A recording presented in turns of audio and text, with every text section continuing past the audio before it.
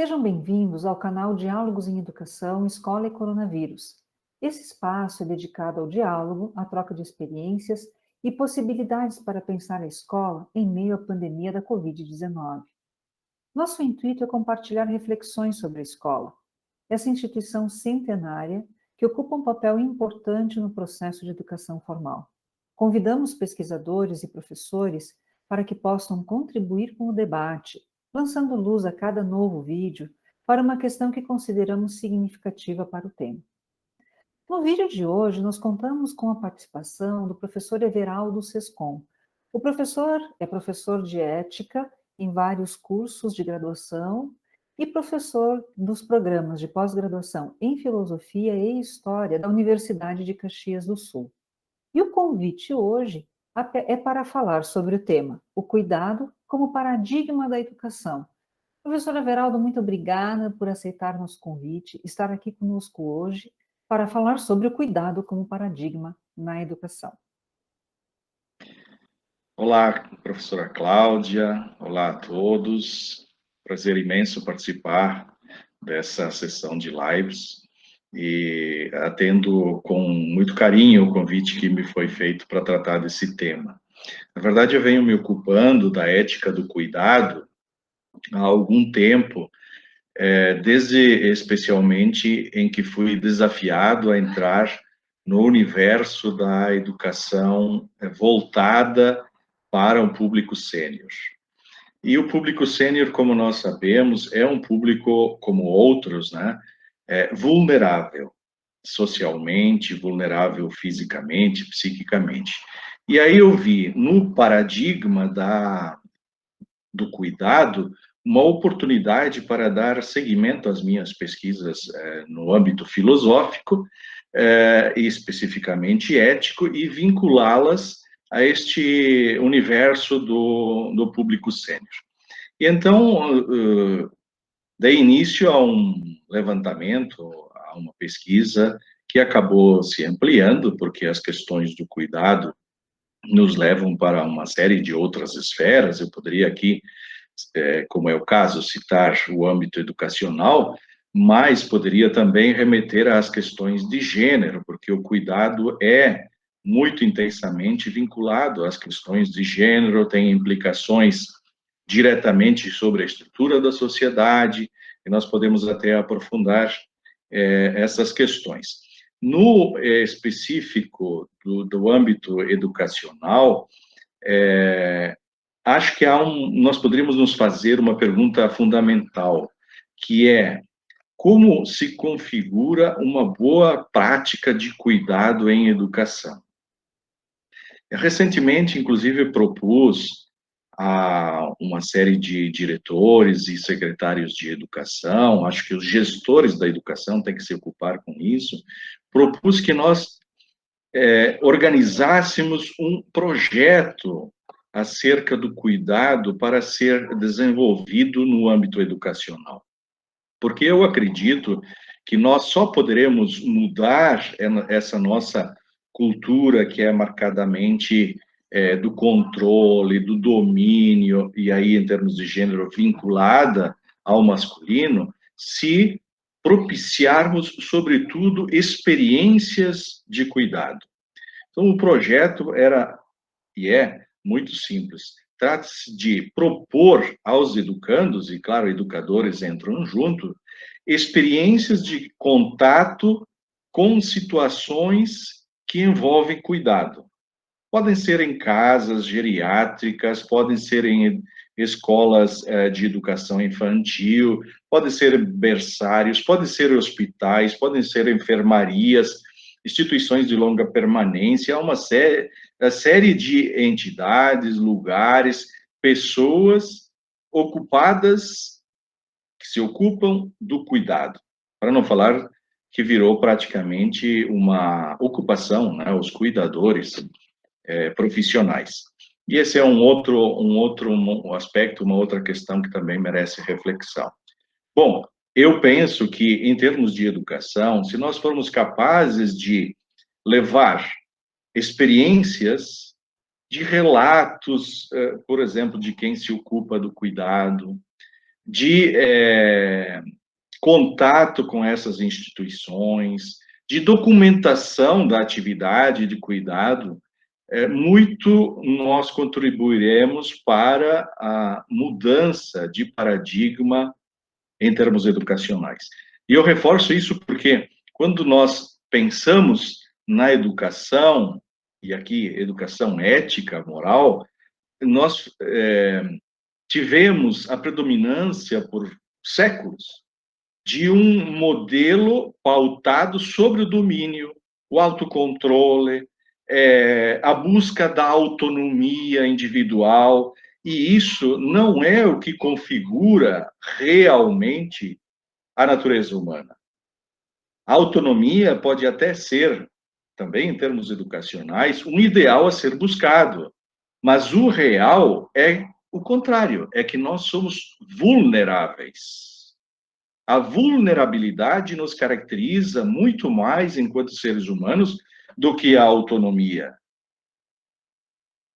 Mesmo em termos sociais, mesmo em termos da prática da convivência, nós somos vulneráveis. Nós dependemos das relações que estabelecemos com os nossos outros pares, com os seres humanos, com as pessoas da nossa família, do nosso círculo de amigos, da sociedade, do lugar em que vivemos, da comunidade, etc.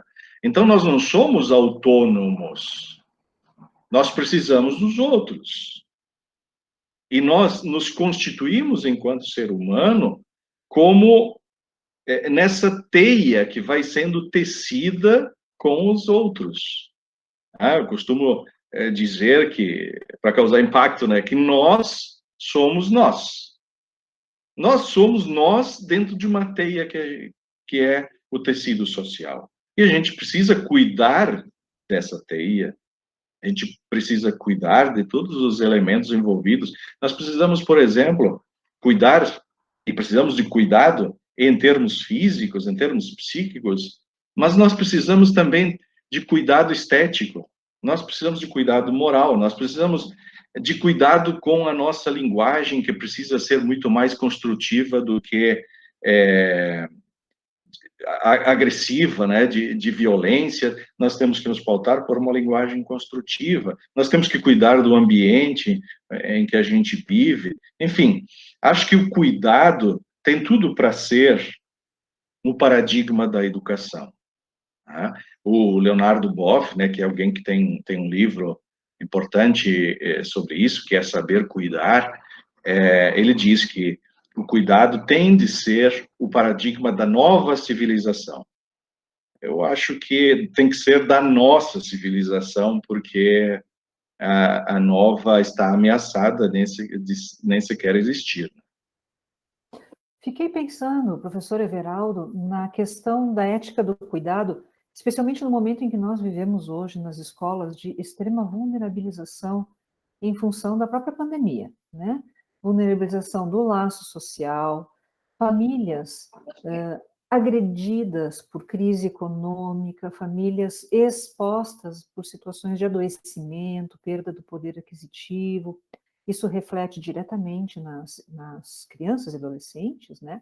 E também crianças e adolescentes que ficaram afastadas do convívio social, escolar, por tanto tempo, né? E que agora se veem às voltas com um retorno ainda assim, um pouco em construção, digamos assim. E achei muito interessante. Teríamos que pensar numa ética do cuidado nesse momento de tanta vulnerabilidade social, na própria cotidiano escolar? Com certeza, professora Cláudia. A ética, existe propriamente uma construção teórica chamada ética do cuidado, que iniciou na década de 90 pelas mãos do movimento feminista. Depois houve, mesmo dentro do próprio movimento feminista, e aqui eu cito uma autora que é a Johan Tronto, que diz, não, isso não pode ser do movimento feminista, porque o cuidado não é feminino, o cuidado é humano. O cuidado deve caracterizar o gênero humano, tá? E não a mulher em si. Claro, por que foi o movimento feminista que puxou à frente? Porque o cuidado, historicamente, esteve ligado à mulher. É a mulher que se ocupa, acho que não deveria se ocupar exclusivamente, mas é quem mais se ocupa no âmbito familiar, no âmbito do lar, na sociedade, do cuidado. Veja em termos educacionais, quantos pedagogos nós temos? Quantos educadores infantis, homens, nós temos? São as mulheres. Nós delegamos a atividade do cuidado à mulher porque a consideramos socialmente como uma atividade de segunda ordem. E isso, claro, tem implicações, inclusive, sobre a própria remuneração, sobre o reconhecimento social dessa atividade. Então, educar no âmbito educacional passa por uma mudança de perspectiva cultural, passa por uma mudança da forma de nos relacionarmos, passa por uma mudança na forma de nos constituirmos como homens e mulheres, como masculino e feminino. Veja, tem implicações enormes. E este momento, ele é privilegiado para isso. Porque é um momento em que todos demandamos muitos cuidados. Muitos cuidados. Veja, o próprio cuidado com o adoentado, com quem adoece por essa doença que é silenciosa, ele se torna difícil à medida que é uma doença que exige distanciamento, que exige um cuidado de asepsia. E se a pessoa vem a falecer, nós deixamos até de ter a oportunidade de ter um cuidado com aquele que parte, aquele que nos deixa, com a família que tem que vivenciar um luto. Né? São milhares de famílias, né, no nosso país que não podem ser cuidadas nesse momento de perda e luto e que não têm a oportunidade de cuidar dos seus doentes. Veja o tamanho dessa tragédia. Não é só a perda de um X número de vítimas, que eu nem vou citar o número porque muda, infelizmente, todo dia, né? Mas é bastante significativo. Agora, nós somos privados da oportunidade de cuidar e de ser cuidado. Por isso, é um momento triste, que demanda, de fato, muita atenção, porque a gente se vê privado dessa oportunidade de cuidar e ser cuidado, que é o que nos caracteriza na nossa vulnerabilidade humana. Professor Everaldo, poderíamos certamente continuar, né, nesse tema riquíssimo, espero que possamos voltar a conversar. Deixamos em aberto, eu acho, para que as escolas, os professores, os gestores possam refletir em seus grupos escolares sobre a questão do cuidado, né? E sobre a questão do momento que estamos vivendo e quanto cuidado e quanto esse momento realmente nos coloca em evidência a nossa interdependência, né?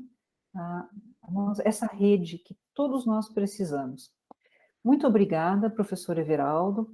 Agradecemos, né, por ter abordado o tema do cuidado como paradigma da educação. Esse nosso canal é um espaço de interlocução, de construção coletiva de novas oportunidades e criações.